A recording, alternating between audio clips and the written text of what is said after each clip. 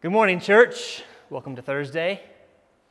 When you sin, do you ever feel like you need to work it off somehow? You know what I mean? Like some sort of penance, or you need to do something to feel better about yourself, or to prove to God that you were really sorry in the first place, assuming you did confess your sin. Or maybe the concept of purgatory makes sense. I die. I'm not perfect when I die, and so now I'm going to kind of work it off in an afterlife sort of place before I'm allowed into heaven. Maybe that makes sense. Today we're going to look at what is the relationship between Christ's death and our sin. Like, what's the extent of Christ's death and our sin? We saw yesterday that Josh talked through that Christ's death was necessary. Today let's talk about the extent a little bit.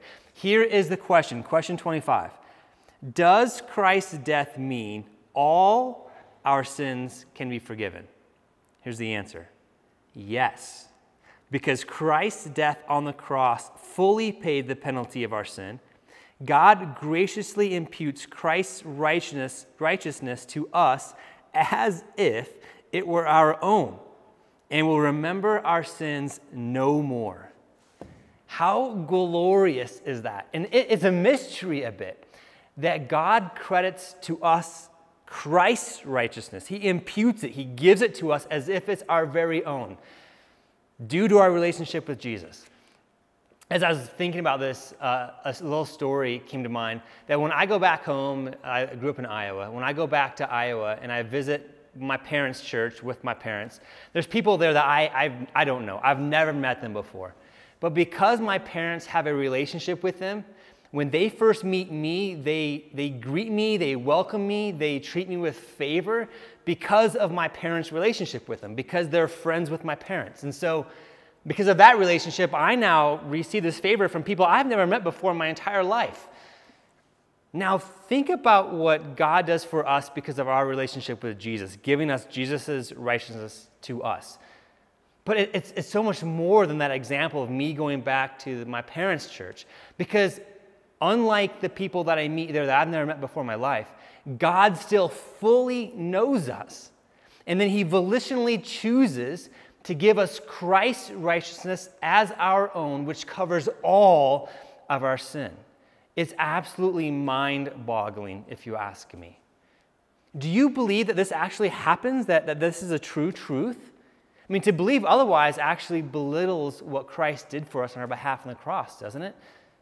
What he did is of such a magnitude that all of his righteousness is credited to us, and we get to count it as our own in God's sight.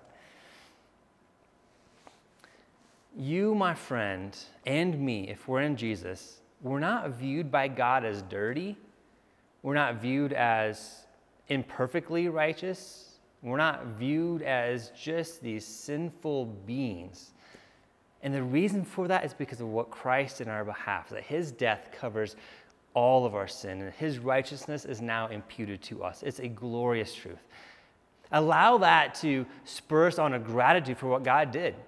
Maybe that's what this devotional time can be for you this morning, is to well up a sense of gratitude in your hearts for what Christ did on our behalf that's done and finished.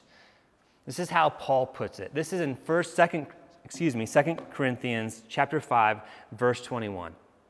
For our sake, God, made him, Jesus, to be sin who knew no sin, so that in him we might become the righteousness of God.